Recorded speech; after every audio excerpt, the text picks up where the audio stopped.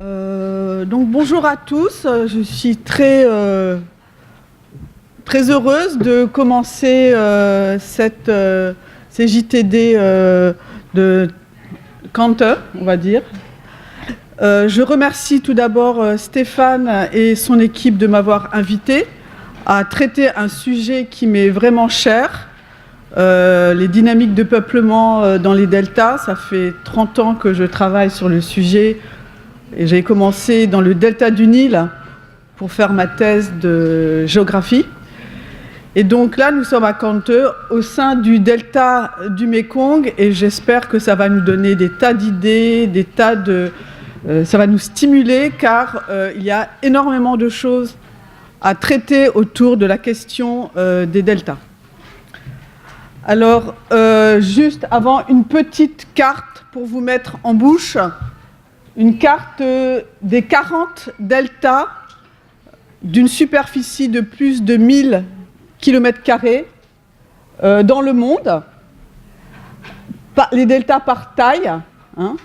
En noir, c'est plus de 30 000 km². Et on voit qu'en Asie, et notamment en Asie du Sud-Est, le nombre de deltas est très élevé.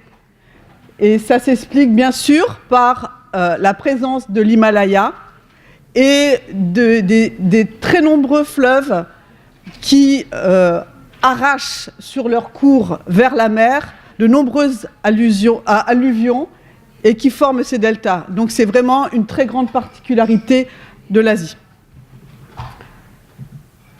Donc mon propos va s'articuler autour de 4 questions sur les choix de développement, la densification du peuplement, mais l'augmentation de la vulnérabilité. Donc la première question que je vais traiter, quels sont les atouts pour le développement des deltas d'Asie et quelles sont les conditions sociopolitiques et géopolitiques de leur mise en valeur. La deuxième question, c'est la tension entre la richesse en ressources de ces deltas, mais leur vulnérabilité. Et donc, on peut se poser la question est-ce que c'est les très hautes densités de population qu'on rencontre dans les deltas d'Asie? Je rappelle que le delta du fleuve Rouge et le delta du Bengale supportent des densités de plus de 1000 habitants au kilomètre carré et que ce sont les deltas les plus à risque, les plus vulnérables.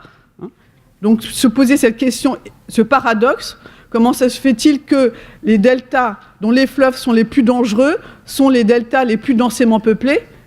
Et je vais essayer de démontrer que c'est la résilience des sociétés deltaïques qui explique ce paradoxe. La troisième question, qui est plus prospective, qui est plus dynamique, c'est comment la mondialisation des échanges et la littoralisation des économies rendent ces régions à fort potentiel économique et démographique de plus en plus vulnérables à l'élévation du niveau de la mer. Rien que parler de la Chine et de la littéralisation de l'économie tournée vers le monde pose la question de ce choix d'aménagement vers les littoraux dans un contexte de l'élévation du niveau de la mer. Et la quatrième question que je vais essayer de traiter, mais avec peu de moyens parce qu'il y a peu d'études sur la question, surtout qu'elle est très politique, c'est quelles sont les politiques mises en place par les gouvernements et les organismes internationaux pour limiter la vulnérabilité croissante. Il y a de nombreux discours sur la mise en place de politiques pour limiter l'effet de l'élévation du niveau de la mer sur ces économies, et on a l'impression que business as usual dirige la politique d'aménagement de ces régions deltaïques.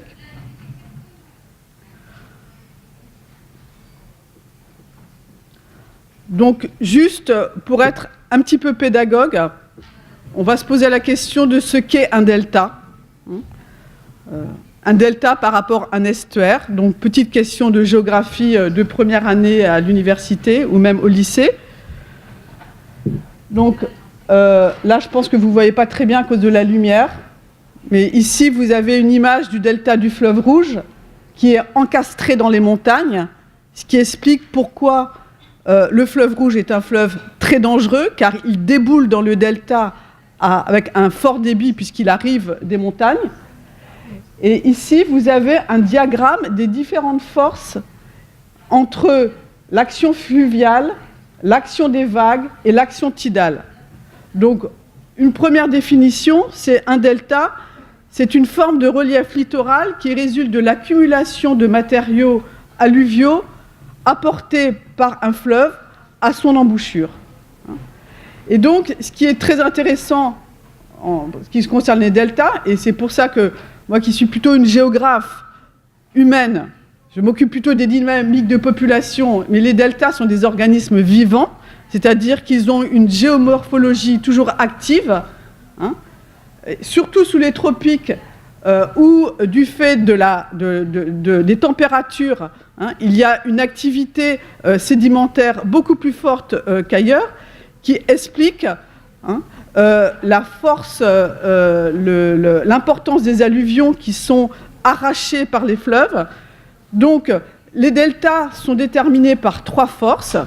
L'action du fleuve, qui, en fonction de son débit et de sa charge alluviale, apporte des alluvions vers la mer. Donc, le fleuve Rouge est un fleuve qui a une très haute turbidité. C'est pour ça qu'on l'appelle le fleuve Rouge, parce qu'il arrache beaucoup, il transporte beaucoup d'alluvions.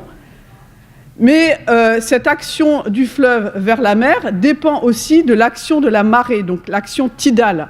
En fonction de la force des marées, les marées peuvent empêcher les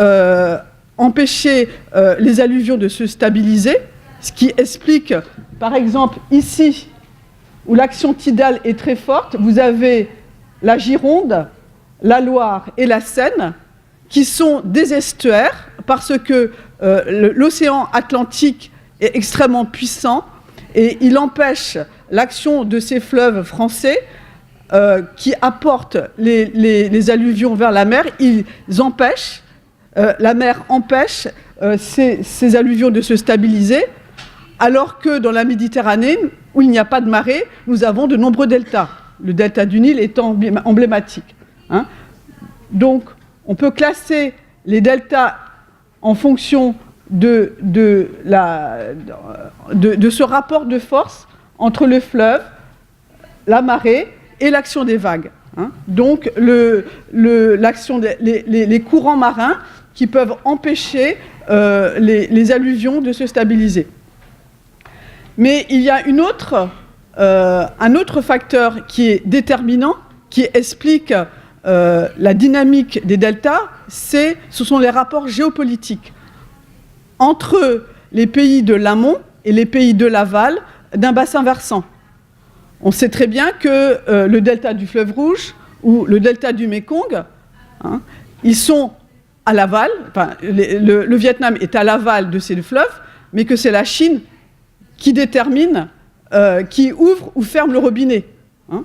Si la Chine a décidé d'installer 50 barrages à l'amont du fleuve Rouge ou à l'amont du Mékong, on s'imagine que déjà le débit du fleuve va être beaucoup plus faible, mais aussi que la particularité des barrages, c'est de capter, hein, c'est d'empêcher les alluvions, hein, c'est de passer à travers le barrage. Donc, le processus alluvial du fleuve se trouve vraiment diminué. Et c'est un des grands problèmes du delta du Gange, Brahmaputra, c'est qu'il est encastré entre la Chine et l'Inde. Hein. Et les rapports géopolitiques sont déterminants pour expliquer le futur de ces deltas.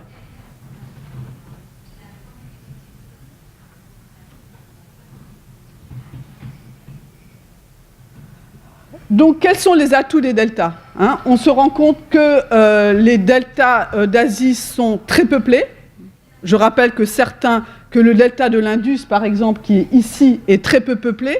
Et ça s'explique par les rapports géopolitiques qu'il y a entre le Pakistan et l'Inde, mais aussi au sein du Pakistan, entre le Pendjab et le Sindh. Hein.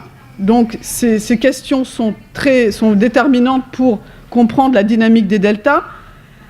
Le premier atout d'un delta, ce sont ces terrains alluviaux. Donc, ce sont des terrains qui sont plats et qui permettent facilement d'installer des systèmes d'irrigation. hein. Et quand les deltas, quand les fleuves ne sont pas endigués, comme le cas du fleuve Rouge, vous avez chaque année un épandage des alluvions, donc les sols sont enrichis annuellement par les alluvions portées par les crues. Il y a aussi la présence d'une nappe phréatique peu profonde. Donc on peut, quand l'eau gravitaire n'est pas suffisante, on peut utiliser l'eau souterraine par des puits. Hein, donc faire 1, 2, voire 3 récoltes.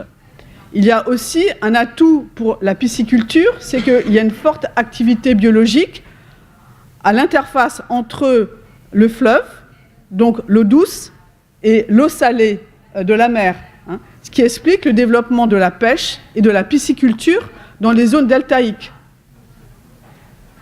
Un troisième élément qui est déterminant et qu'on oublie souvent, c'est la localisation des deltas sur les grandes routes du commerce international. Étant donné que les deltas sont ouverts sur le monde, c'est-à-dire ils sont à l'aval des vallées, hein, donc il y a tout le développement du commerce entre les terres de l'intérieur et le monde, qui permet des échanges, qui permet une circulation, qui permet aussi les échanges de savoir-faire, de l'innovation. Donc, quand on voit, par exemple, le delta de la rivière des Perles, ici à Canton, hein, le sud de la Chine, le sud de la Chine qui a été le laboratoire du capitalisme en Chine avec sa diaspora cantonaise, hein, il s'est développé dans une des régions les mieux irriguées sur le plan commercial du monde. Hein. On peut se rappeler la guerre de l'opium avec l'Empire britannique. C'est une porte vers le monde. Hein. Donc le commerce est extrêmement important dans l'économie des deltas. Donc là, c'est une carte des densités de population des deltas de l'Asie du Sud et du Sud-Est. Et j'ai entouré les 4 deltas dont je vais parler aujourd'hui. Donc le premier, c'est le delta du Bengale, qui est le plus grand delta au monde et qui est un pays delta, et qui a des densités de plus de 1000 habitants km².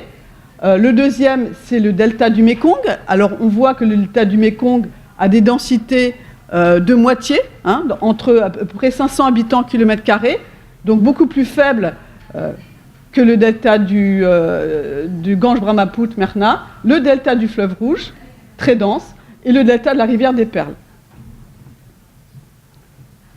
Donc j'ai parlé des atouts pour le développement et le peuplement, mais il y a aussi de nombreuses contraintes pour le développement économique et le peuplement des deltas. Hein. Et donc ce sont surtout les contraintes hydrologiques et pédologiques, avec des risques d'inondation très élevés. Donc ici,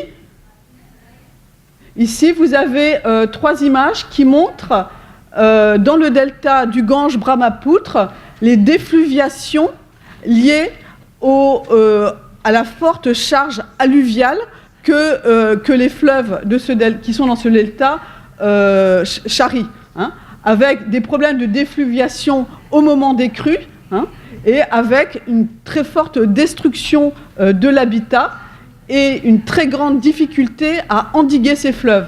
Hein. Donc, si vous regardez sur Google Earth le delta du Gange-Brahmaputra-Meghna, vous verrez qu'on voit que les fleuves denses passent leur temps à changer de lit. Hein. Et c'est aussi pour ça que le fleuve Rouge a été endigué. C'est que on est près d'une ressource en eau extraordinaire, mais à très haut risque. Hein. Et donc, les fleuves dérivent, ils sortent de leur lit et ils emportent, lors de la mousson, lors des crues, des villages entiers, des populations, détruisant les champs et toutes les installations urbaines. Un deuxième élément qu'il faut vraiment prendre en compte, alors on pense que les deltas sont très plats, mais ils sont plats relativement, mais il y a une très forte micro-topographie qui explique que le moindre dénivelé peut permettre de se protéger des inondations ou pas. Ici, c'est une coupe du delta du fleuve Rouge qui a été faite par Pierre Gourou dans sa thèse sur les paysans du delta tonkinois. Et on se rencontre, c'est une coupe est-ouest qui passe par Hanoï. Et on voit les dénivelés qu'il y a et surtout le fait que vous avez des bourrelets de berges, c'est-à-dire que le fleuve, quand il charrie des alluvions, il en dépose sur les côtés et donc il crée des bourrelets, il crée des espèces de... comme des buttes, avec aussi le problème, c'est que le lit du fleuve s'élève et qu'on a construit les digues sur les buttes.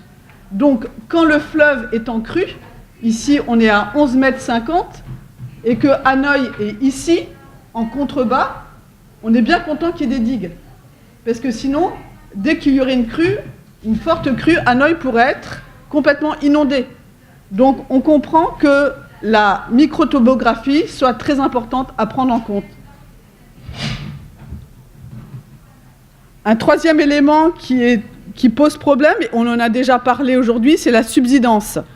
La subsidence, c'est-à-dire l'enfoncement des terres. Ce sont des terres alluviales qui ne sont pas consolidées, qui sont continuellement, avec continuellement des apports de nouvelles alluvions, dans le cas des fleuves qui ne sont pas endigués, et avec le développement de l'urbanisation, du maraîchage, on fait des pompages de plus en plus nombreux dans la nappe phréatique, ce qui implique que les sols s'affaissent. Et un sol qui s'affaisse pendant que la mer remonte, cela pose énormément de problèmes. Avec la remontée de la salinité dans les fleuves, Bangkok est une ville qui s'enfonce à certains endroits de plusieurs millimètres par an. Et c'est la capitale de la Thaïlande. Plus de la moitié de la population, je crois 75% de la population urbaine est concentrée à Bangkok, une ville qui s'affaisse. Donc on comprend les enjeux de développement que cela pose. Et puis, cette surcharge alluviale qu'il y a avec le transport des alluvions par les fleuves et les dérivations qu'il y a fait qu'il y a des nouveaux cours d'eau, des arroyos, des nouveaux cours qui se développent, qui cherchent un passage et qui traversent les villages. Donc, j'avais intitulé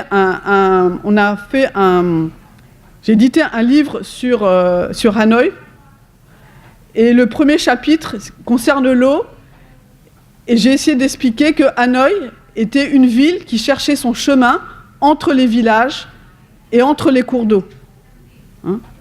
Et l'eau fait partie intégrante, justement, de nos villes, des villes deltaïques, mais on l'oublie un petit peu dans les aménagements.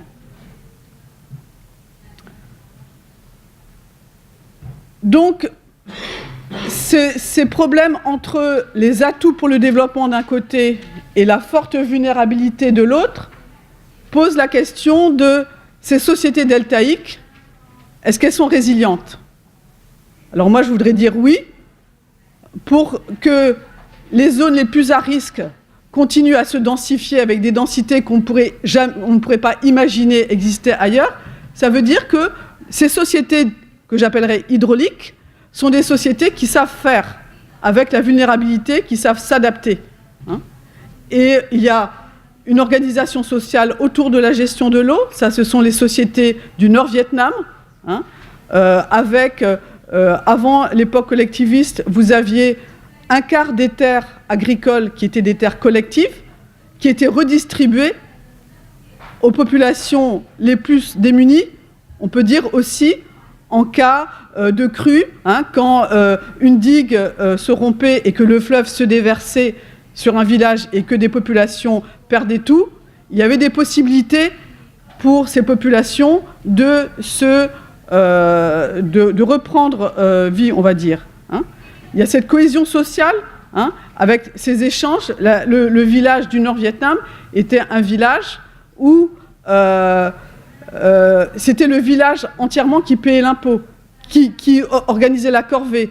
Bon, je ne veux pas trop rentrer dans les détails parce qu'il y a des grands spécialistes dans la salle et je ne voudrais pas trop dévier de mon sujet, mais on peut dire que ce sont des sociétés qui ont appris à vivre avec les inondations, hein, tout en sachant que l'État était très interventionniste, et c'est lui qui donnait le là, qui organisait les grands travaux. Mais on peut se poser la question, dans le cas de la mondialisation des échanges, de la transformation très rapide des économies et d'élévation du niveau de la mer, si ces sociétés vont continuer à être résilientes.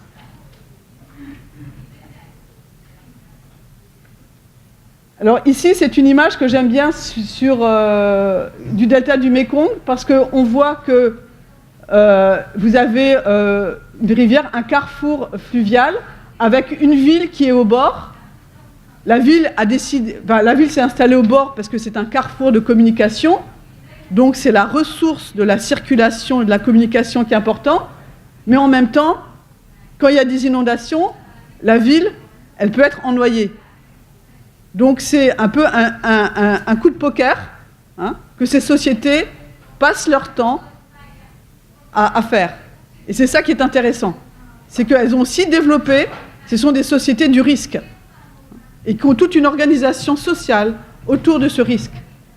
Ici, c'est une image, c'est une photo dans le delta du Gange Brahmaputra, après des inondations, où les populations ont dû aller se réfugier sur les digues. Hein. Donc, ils ont construit leurs maisons sur les digues. Hein. Mais ils sont près de la ressource en eau, et ils ne sont pas partis. C'est-à-dire que parfois, après un typhon, après un cyclone qui a tout détruit, les gens ne s'en vont pas. Ils se mettent à l'abri sur les digues, ils attendent que l'eau baisse, et la vie reprend. Donc, il y a toute une organisation sociale pour permettre ça. Et là, c'est une image de la construction des digues, les digues dans le fleuve Rouge, avec une armée de paysans, hein, qui, à la main, au panier, à la palanche, réparent les digues. Donc cette organisation sociale autoritaire par la corvée faisait partie aussi de la résilience de ces sociétés deltaïques. Donc là, c'est un petit peu pour rappeler ce que j'ai dit sur le contrôle de l'eau et des alluvions. Hein. C'est un peu un petit rappel. Donc l'importance du rôle du processus d'alluvionnement, le problème, l'impact des ouvrages hydrauliques, les impacts négatifs des ouvrages hydrauliques sur le processus d'alluvionnement et le débit des fleuves, la nature des relations géopolitiques entre l'amont et l'aval des fleuves. Et là, je voudrais revenir sur le cas du Bangladesh, qui est enclavé qui est à l'aval qui est soumis au diktat de la Chine et de l'Inde. Il y a un barrage qui s'appelle le barrage de Farakka, qui a été construit sur le Gange, côté indien. Il a été construit sur le Gange pour permettre de détourner une partie des eaux du Gange en période sèche sur l'Hooghly, qui est une branche, un défluent du Gange, pour alimenter Calcutta. Calcutta est dans la grande capitale du Bengale, du West Bengal. C'est la partie morte du delta du Bengale. Et comme Calcutta est une ville fluviale, est une ville portuaire, elle a besoin d'avoir un tirant d'eau suffisant. Donc on détourne les eaux qui normalement allaient au Bangladesh vers Calcutta en saison sèche. Mais en saison des pluies, quand il y a la crue, quand il y a trop d'eau, on ferme la vanne et on déverse la crue vers le Bangladesh. Donc ça a été porté à l'ONU, le Bangladesh qui a d'énormes problèmes avec l'Inde. Hein. Ce sont des relations un problème qui envenime les relations avec l'Inde. Donc le Bangladesh, qui déjà est sous les eaux, ressent encore plus les eaux du fait de ce barrage. Et ce sont des questions qui peuvent entraîner des guerres. Hein. Pour moins que ça, il y a eu des guerres entre certains pays. Donc là, je vais aborder la question sur la mise en valeur des deltas et les systèmes d'encadrement. Donc on se pose la question de quel type d'encadrement il y a eu pour l'aménagement de ces deltas. Donc je pourrais dire qu'il y a 3 types d'encadrement. il y a le système chinois dont fait partie le fleuve Rouge, donc un système étatique autoritaire qui fonde l'hydraulique. Le contrôle de l'hydraulique fait partie de la base de son pouvoir, mais il permet, cet État met en place des systèmes d'aménagement en infrastructure et de contrôle de l'eau et des inondations, mais avec une partie qui est prise en charge de façon décentralisée par les communautés rurales.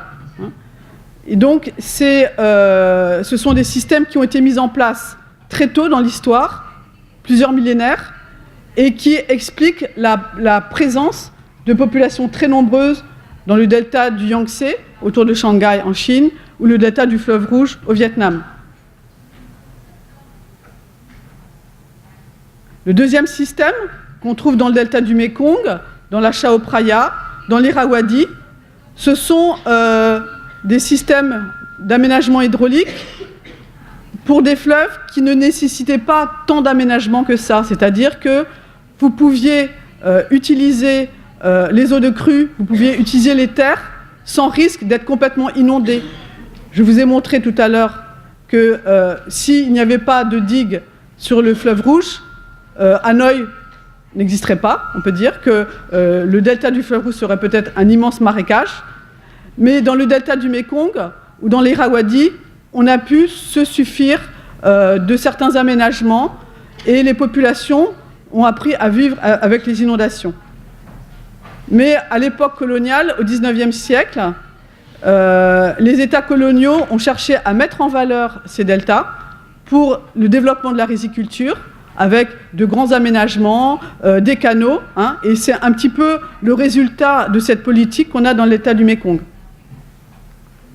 Et le troisième, c'est pas vraiment de système dans le delta du Gange-Brahmapoutre, où il était possible à une époque de cultiver uniquement avec les eaux de pluie. Et ça, je développerai un petit peu après. Donc ces trois systèmes, ça nous donne quoi? Je ne sais pas si vous voyez bien avec la lumière.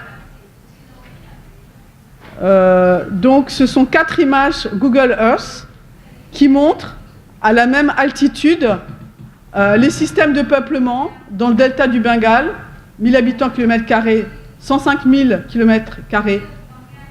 Le delta du fleuve Rouge, avec un habitat très regroupé, sur des tertres, sur des élévations.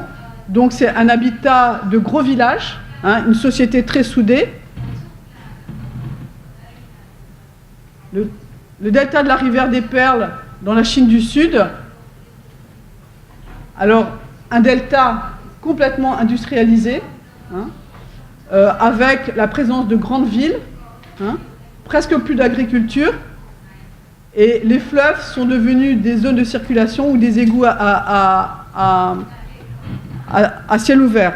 Alors, on ne sait pas très bien quelles sont les densités, parce qu'il y a à peu près 40 millions de Mingong, de migrants non reconnus sans permis de résidence, dans le delta de la rivière des Perles. Ce delta est la plus grande usine au monde, c'est là où tous les investisseurs se sont installés, et les usines tournent beaucoup avec des migrants, qui n'ont pas de ho-hao, comme au Vietnam. Donc on n'a pas un réel recensement de la population. Et le quatrième, ici, c'est le delta du Mekong, avec 500 habitants kilomètres carrés, et on voit bien d'avion, la population, elle est le long des canaux.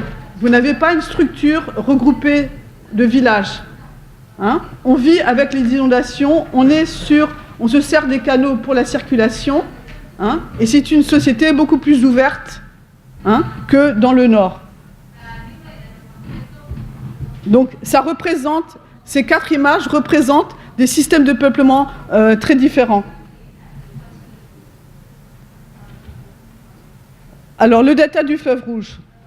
Ici, vous avez une image de l'époque coloniale. Je ne sais plus si c'est la crue de 1912. À la hauteur de Hanoï, la digue et le fleuve plein. 1926.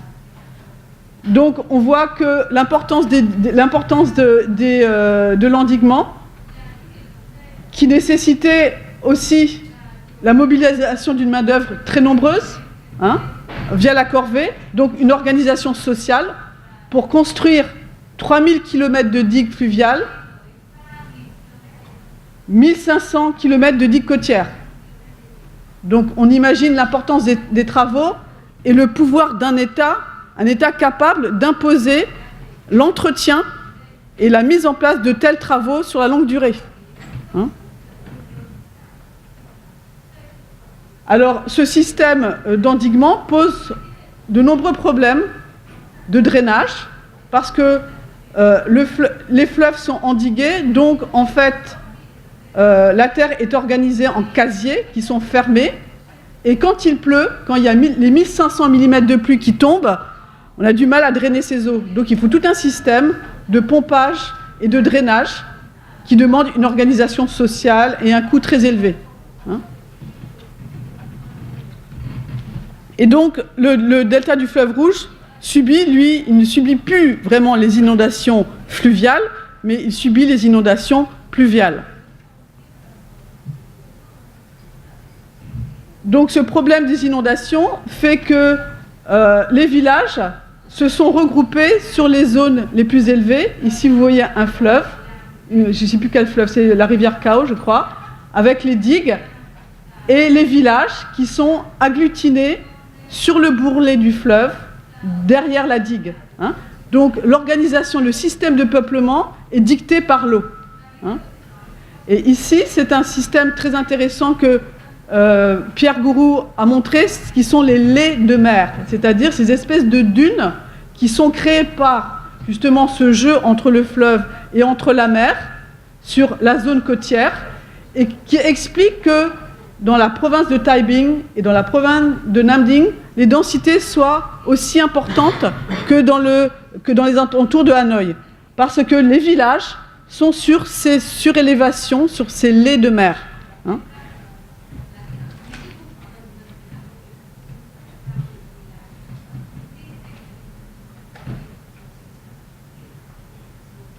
Donc l'activité principale à l'origine dans le delta du fleuve Rouge, c'est la riziculture avec repiquage, c'est-à-dire une riziculture qui demande une très haute charge de main-d'œuvre. La main-d'œuvre est là, et qui permet d'avoir des rendements parmi les plus élevés au monde. Mais en même temps, du fait de la très grande charge de travail à des moments bien précis du calendrier agricole, il y avait des périodes de morte saison. Et ça explique pourquoi l'artisanat s'est développé dans le delta du fleuve Rouge en parallèle à la riziculture avec repiquage. Donc c'est toute une organisation sociale, mais aussi économique, fondée sur la gestion de l'eau.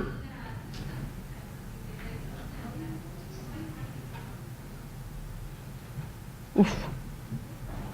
Oula, qu'est-ce qui s'est passé? Un petit tour par le delta de la rivière des Perles, dans le sud de la Chine. Je vous mets juste une slide parce que je ne peux pas trop développer. Mais ce qui est intéressant en matière de mise en valeur des deltas, dans le delta de la rivière des Perles, c'est le système de digues à mûrier.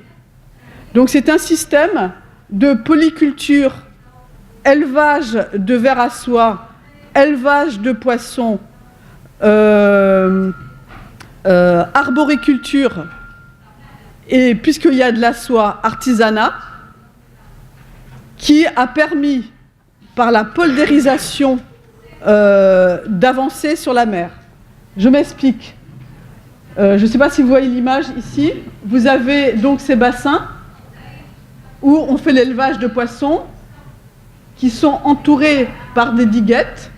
Sur les diguettes, on a planté des mûriers du ver à soie.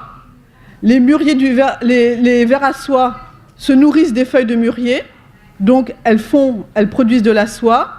Les déjections des vers à soie tombent dans l'eau, nourrissent les poissons.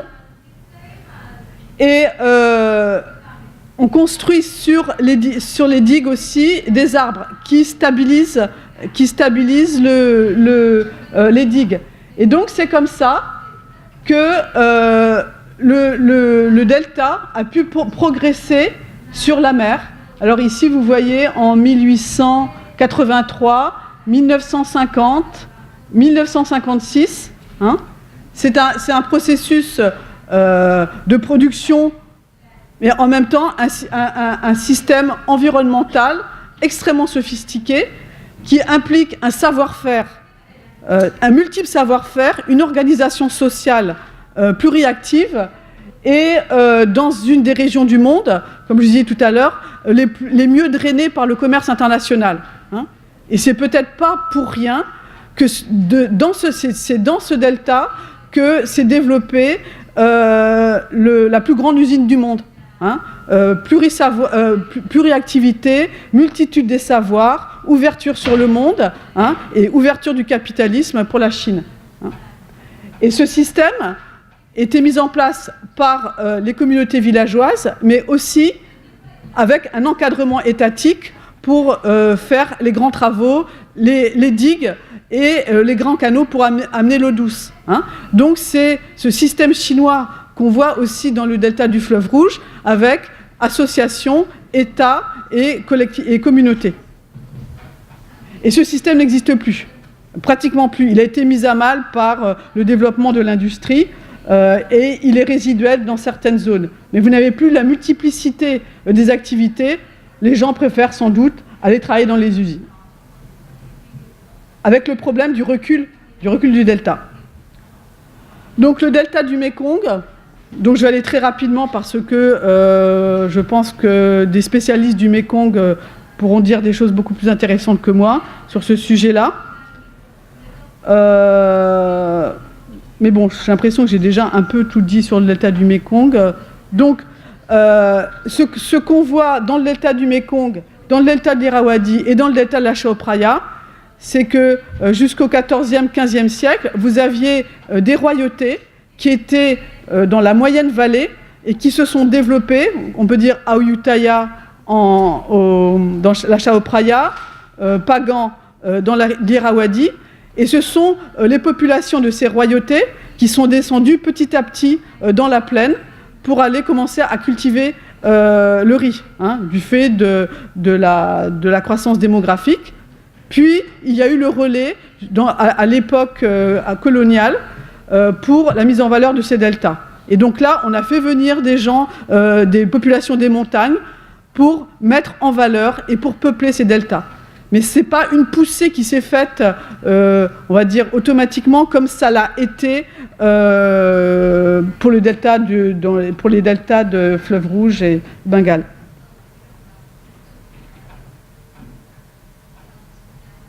Donc ce sont des zones de colonisation, on va dire, hein, de colonisation, des zones que Terry Rambaud appelle des Open Corporate Communities. Ils sont ouverts sur le monde, il n'y a pas de regroupement au sein des villages, et on a vu que les populations s'installent le long des canaux.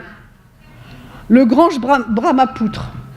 Donc déjà cette image vous montre que ça ne doit pas être très facile de vivre là, mais les gens restent, 1000 habitants kilomètre carrés. C'est que cette eau-là, elle n'est pas vue uniquement comme une calamité, c'est une eau qui est vue comme une ressource. Hein, on attend que la crue baisse, et les sols sont parmi les plus riches au monde du fait de l'alluvionnement. Et puis la pisciculture et... Alors, Pierre Gourou et d'autres spécialistes des grands deltas se sont toujours posé la question: comment ça se fait que les fleuves du delta du Bengale n'ont pas été aménagés, comme le delta du fleuve Rouge, comme le delta du Mékong? Alors, ils se sont dit que peut-être c'est parce que pendant longtemps, on a pu se suffire de l'eau de pluie pour cultiver. Et puis après, ils sont rentrés un peu dans le détail en se disant un des problèmes clés de l'aménagement hydraulique, c'est le foncier. Hein, Dans le delta du fleuve Rouge, vous aviez un État qui contrôlait le foncier, même s'il y avait des grands fermiers. Hein. Mais c'était quand même l'État qui avait une grande maîtrise. Dans le delta du Bengale, vous avez le système des zamindars. Ce sont des grands fermiers. Grands fermiers, on va dire, absentéistes, et qui ont plutôt un intérêt, c'est collecter l'impôt. Pas spécialement organiser des grands travaux sur de grands espaces. Hein. Et puis aussi, le delta du Bengale, c'est 3 systèmes fluviaux, 275 rivières qui déversent des tombereaux d'eau et d'alluvions, et c'est quand même assez difficile à endiguer. Hein, parce que les 3 systèmes fluviaux n'ont pas les mêmes rythmes, hein, et donc, si vous endiguez, parfois vous créez plus de problèmes que de laisser les eaux faire leur travail. Donc, c'est une société du living with floods, vivre avec les inondations, avec une adaptation des systèmes de culture, du riz flottant, hein, et aussi des populations qui s'installent sur des remblais, et pendant les crues, hein, comme je vous ai montré, on s'installe sur les digues et on attend que la décrue. Donc là, c'est une image qui montre comment l'habitat est dispersé et comment les habitations sont sur des tertres. Donc ça fait un habitat beaucoup plus éparpillé, hein, que dans le delta du fleuve Rouge. Dans les années 70, suite aux grandes inondations, aux cyclones qu'il y a eu, où il y a eu à peu près 500 000 morts dans le delta du Bengale, la Banque mondiale a décidé on sait quelles sont les relations géopolitiques des grands groupes internationaux, de poldériser, d'endiguer la partie sud, la partie du littoral. Hein. Donc là, vous avez je crois, à peu près 150 polders qui ont été construits, mais on voit sur cette carte que même poldérisées, ce sont des zones qui sont sous l'eau. Le problème du polder, c'est que vous fermez un casier et quand il pleut, l'eau, elle ne sort plus. Donc vous êtes prisonnier des eaux. Donc parfois, les gens cassent les digues. Au Vietnam, c'est interdit de casser une digue. Une digue, c'est une cathédrale. C'est une société hydraulique. Ici, on casse les digues sans problème, hein, pour faire rentrer la crue parfois. Hein. Donc ça pose des problèmes d'aménagement et surtout de stabilisation des infrastructures, des routes. Hein. À certains endroits, le fleuve Brahmapoutre fait plus de 6 km de long. Vous imaginez bien qu'il n'y a pas de pont. Donc c'est un système de bac. Hein. Donc c'est les deltas dans la mondialisation. Quel type d'aménagement? Donc les choix. Donc là, je vais essayer d'aller un peu vite. Le delta du fleuve Rouge, c'est un delta nourricier à l'origine, mais il a fait le choix aussi, en concurrence avec le delta du Mekong et avec Ho Chi Minh Ville, le choix de l'industrialisation. Mais l'industrialisation dans un delta dont les fleuves sont endigués, ça pose le problème, hein, de la bétonisation des sols, d'où le problème du drainage, d'où le problème des inondations en période de crue. Si vous bétonnez, l'eau aura encore plus de mal à être absorbée. Hein.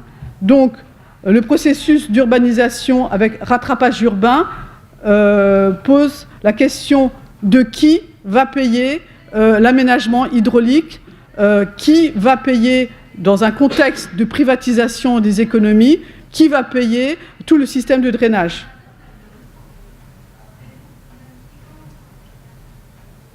Donc densification, mais aussi extensification, installation, la défriche des mangroves.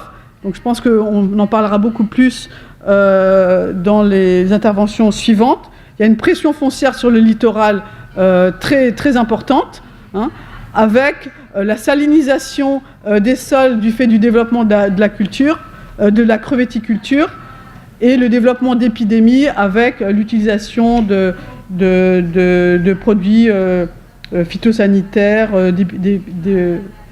et d'antibiotiques. Le delta du Mekong, lui, a fait le choix du tout risicole, de l'intensification chimique, hein, et aussi du développement de la crevetticulture. Donc, au détriment des mangroves, on en a déjà parlé, hein, mais ça pose la question de son industrialisation. L'industrialisation se fait surtout à Ho Chi Minh Ville, donc qui est sur un replat, hein, sur la partie haute, et puis la zone de Binh Duong.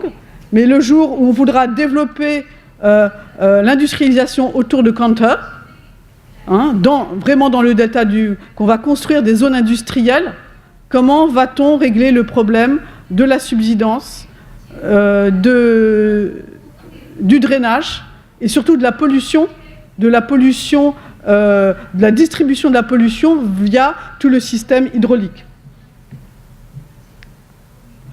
Le delta de la rivière des Perles, donc la plus grande usine du monde, avec une littoralisation de l'économie, une suppression.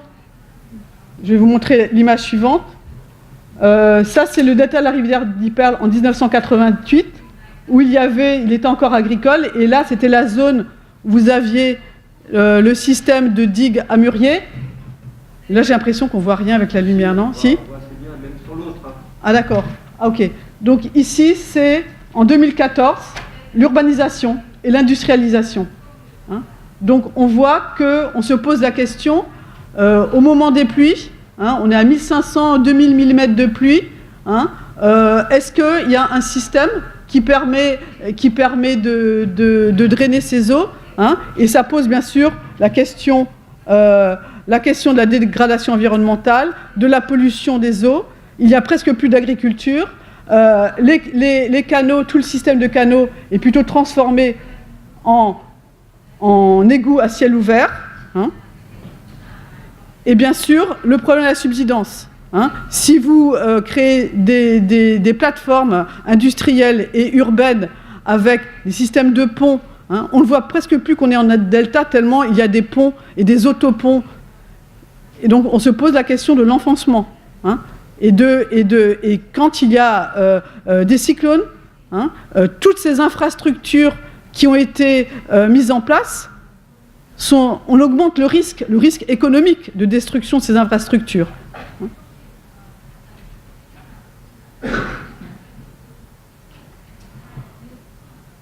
Donc ça, c'est quelques images pour montrer comment, à Canton, c'était une ville qui est traversée par les canaux, qui est traversée par la rivière des Perles et ses nombreux défluents. Vous aviez un habitat. Alors je ne suis pas passéiste, hein, mais c'est simplement de dire comment les sociétés s'étaient adaptées à la présence de l'eau, avec l'eau qui circule. Là, c'est le système de bétonnage, on voit la suppression des canaux dans la ville, hein, et bien sûr, pour rentabiliser le foncier, un habitat en hauteur, signe de modernité. Alors cet habitat en hauteur, le problème c'est qu'il n'est pas toujours occupé, hein, il y a beaucoup de spéculations foncières, de tours qui sont vides. Hein.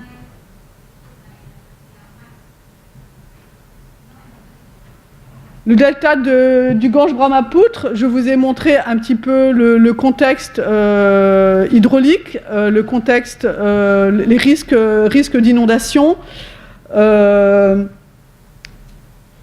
Alors, étant donné que vous avez une distribution du peuplement du fait de l'installation sur des petits tertres pour se protéger d'inondations, le Bangladesh est un pays très peu urbanisé. À peu près 20% de la population vit dans ce qu'on appelle des villes.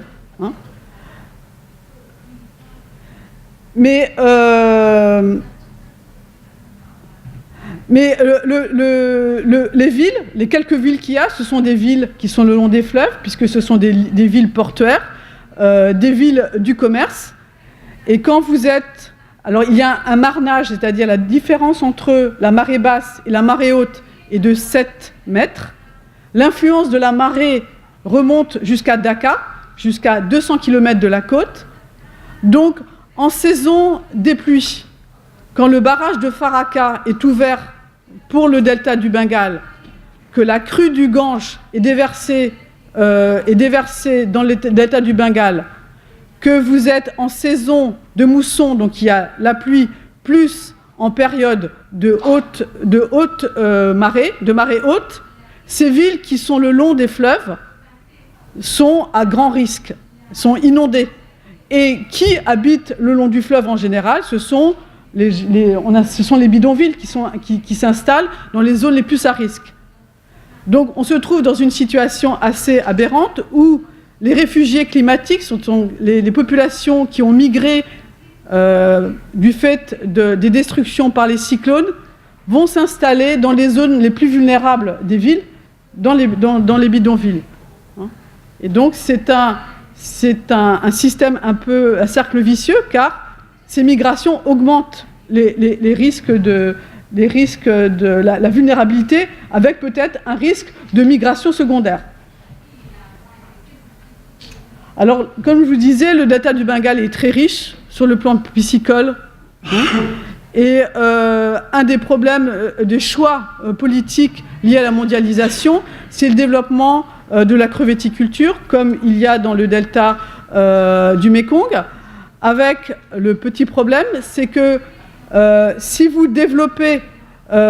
transformez les rizières en bassins aquacoles, en plus avec de l'eau salée pour faire des crevettes, vous créez une surface, une zone d'inondation volontaire à grand risque au moment des cyclones. C'est-à-dire qu'un cyclone qui arrive, et il y en a de plus en plus fréquemment, un cyclone qui arrive dans une zone de aquacole, elle est comme sur une belle patinoire et elle détruit tout sur son sillage. Contrairement aux zones où vous avez de la riziculture qui ont un niveau de rugosité plus élevé. Donc le choix du développement de la crevette par le gouvernement pour avoir de plus en plus de devises met à mal toutes les actions pour la protection contre le changement climatique.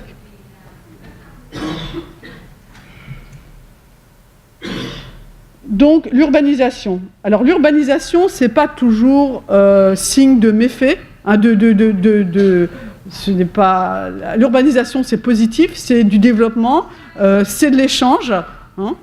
On sort de l'entre-soi, c'est du développement économique, mais le problème, comme j'ai un peu dit à plusieurs reprises, c'est que les villes sont au bord des fleuves.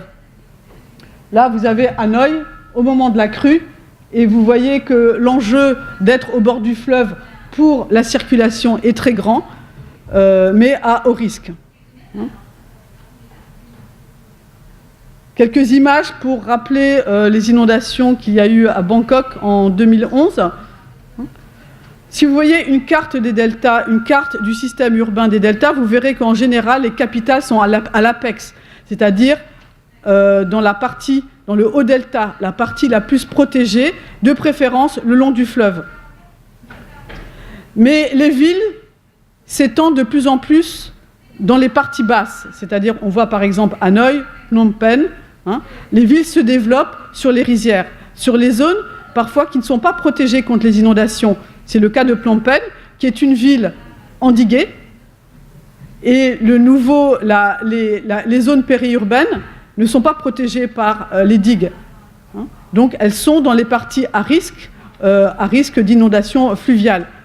Et on se pose la question, qui va payer les infrastructures d'endiguement dans un contexte où l'urbanisation est de plus en plus privatisée et financée par des investisseurs internationaux, étrangers, qui ne vont pas investir dans le système hydraulique et de protection, dans des contextes de désengagement de l'État. Et notamment de ce développement urbain accéléré, symbole de modernité. Et ici, ce sont des images de Hanoï en 2008, en novembre 2008, lorsqu'il y a eu des inondations pluviales, c'est-à-dire que comme les casiers sont fermés, on avait du mal à drainer, et avec l'extension, on va dire, informelle de la ville, sans système de drainage adéquat, les parties basses de Hanoï étaient carrément sous l'eau. Là, vous voyez les investissements d'une ville comme Bangkok avec le système de flyover. Les voitures sont installées sur les flyovers, hein, et le coût de ces inondations à Bangkok a été extrêmement élevé. Mais on continue à urbaniser, business as usual. Un petit exemple de Hanoï, donc la partie, l'ancienne, c'est les limites de l'ancienne province de Hanoï, hein. Ce sont des cartes qui montrent les risques d'inondation, hein. En rouge, c'est très élevé, en jaune, c'est moins élevé, et on voit toute la partie de Zalam qui est entre les deux branches du fleuve Rouge et du fleuve Duang. Et ici, c'est une carte qui montre le nombre de centimètres d'eau dans la province de Hanoï. C'était, je crois, en 2005. Hein. Alors, ces inondations sont croissantes avec le développement de l'urbanisation et surtout le remblaiement des lacs. Si on regarde la superficie des lacs qu'il y avait en 1885 à Hanoï, en 2014, il n'en reste plus que 22%. Hein. Les lacs, qui étaient des systèmes de tampons lors des pluies, hein, pour récupérer une partie des eaux pluviales, maintenant qu'ils sont remblayés pour la construction, ne jouent plus leur zone de sas. Là, c'est un exemple d'un projet urbain qu'il y a eu à l'ouest du canal de l'Ouest à Hanoï, Tay Hotei. Ici, vous avez 4 villages qui sont installés sur un remblai d'1 mètre par rapport aux rizières.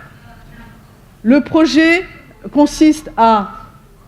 Alors, vous voyez qu'ici, c'est la carte du relief avec les zones les plus inondées pendant les moussons. Donc, quand c'était des rizières, ces zones-là étaient ennoyées avec les villages aux alentours.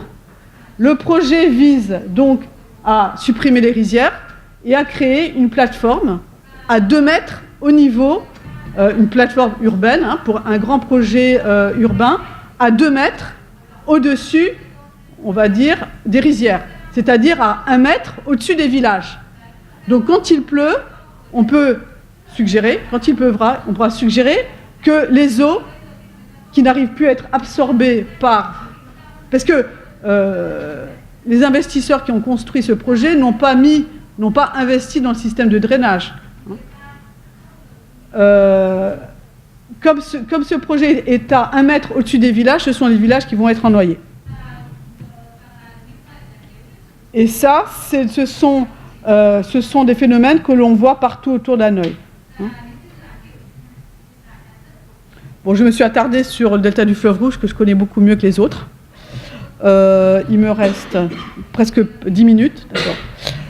Le cas du delta de la rivière des Perles. Donc, je vais aborder le côté plutôt de la pollution. Hein.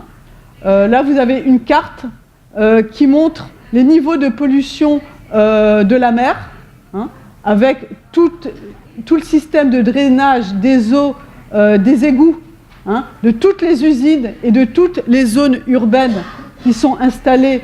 Vous avez Shenzhen, 10 millions d'habitants, Canton, 15 millions d'habitants, et toutes ces eaux usées non traitées sont déversées dans les mers. Donc, on peut se poser des questions sur la qualité des bassins aquacoles, avec tout un problème d'approvisionnement des populations de plus en plus nombreuses en eau potable,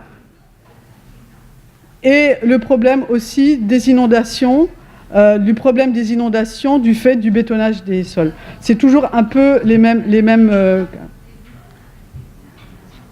Bon, le cas du delta du Bengale avec Dhaka. C'est une carte, donc Dhaka, la capitale, hein, avec la zone en rouge, c'est la zone qui est urbanisée. On voit la différence entre 1995 et 2015. Donc on voit un éparpillement de l'urbain. Mais cette carte ici montre que Le relief est très important. Donc vous avez 3 niveaux de relief, donc Dakar, avec la rivière entourée par 4 rivières, avec un système d'endiguement ici. Une digue la ville est endiguée, c'est pas le fleuve. Et donc ici, vous avez les zones en rouge, c'est les zones les plus hautes, un peu de plateau. Moyennement haute, c'est là où se trouve le corps de la ville. La zone jaune, c'est une zone inondable. Et en bleu, c'est la zone marécageuse. Et c'est ici qu'il y a les bidonvilles. Et donc, lors des inondations en 2012, en gris, c'est la zone inondée. Et c'est la zone de bidonville. Donc, on voit comment il y a une hiérarchisation du territoire en fonction du type d'habitants. En dernier point, c'est la politique pour limiter la vulnérabilité. Donc moi, je me pose la question réellement des politiques mises en place pour limiter la vulnérabilité dans ce contexte de rattrapage urbain et de développement industriel, et de ce paradoxe, de cette ambivalence entre les discours de type internationaux, le Vietnam est le 5e pays le plus touché par le changement climatique, et en même temps des projets urbains de plus en plus nombreux. On est dans un système de compétition pour la croissance économique, et cette compétition va s'accentuant. 115 villes vietnamiennes qui sont sur les côtes et les deltas.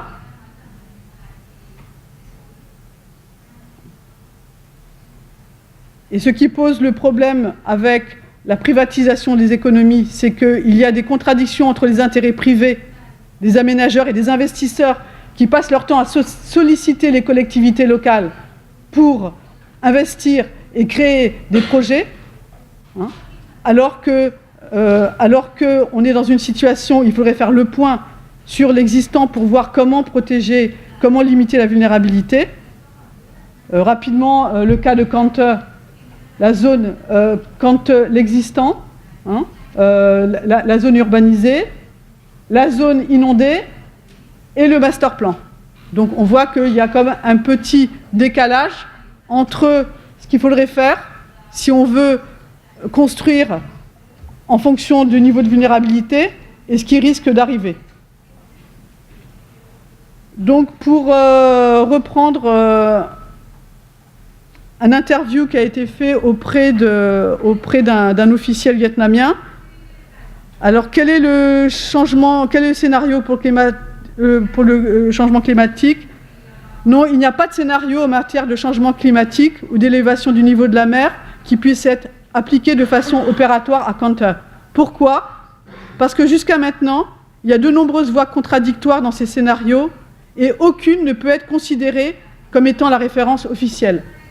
Ce qui pose le problème de la fragmentation du pouvoir, de l'aménagement entre les différents ministères et le manque de coordination entre ces 10 ministères en matière d'aménagement. Donc que reste-t-il aux populations? De migrer, de s'adapter, puisqu'il n'y a pas réellement de politique de mise en place, d'aménagement qui puisse s'adapter au changement climatique. C'est une carte des migrations dans la zone sud du delta du Bengale, et on voit qu'on est avec des taux migratoires de 10%, 10% de la population entre les deux recensements qui sont partis. Et au Bangladesh, on développe cette idée que la migration comme une stratégie pour s'adapter aux effets du changement climatique, que le gouvernement devrait prendre en compte, des migrations temporaires et une politique pour accueillir temporairement les migrants climatiques après les cyclones, de façon à permettre à la famille de rester au village pendant que les hommes ou les femmes vont essayer de trouver des moyens de subvenir à leurs besoins. Je ne mets pas la conclusion, on en discutera. Et là, je fais juste de la pub. Donc d'abord, je vous remercie pour votre attention. Et une petite publicité pour un ouvrage que j'avais coordonné dans la revue Hérodote, menace sur les deltas. Et si ça vous intéresse, bon, c'est malheureusement en français. Pour les étudiants qui ne parlent pas français, je suis désolée. Je peux vous donner le PDF. Je vous remercie.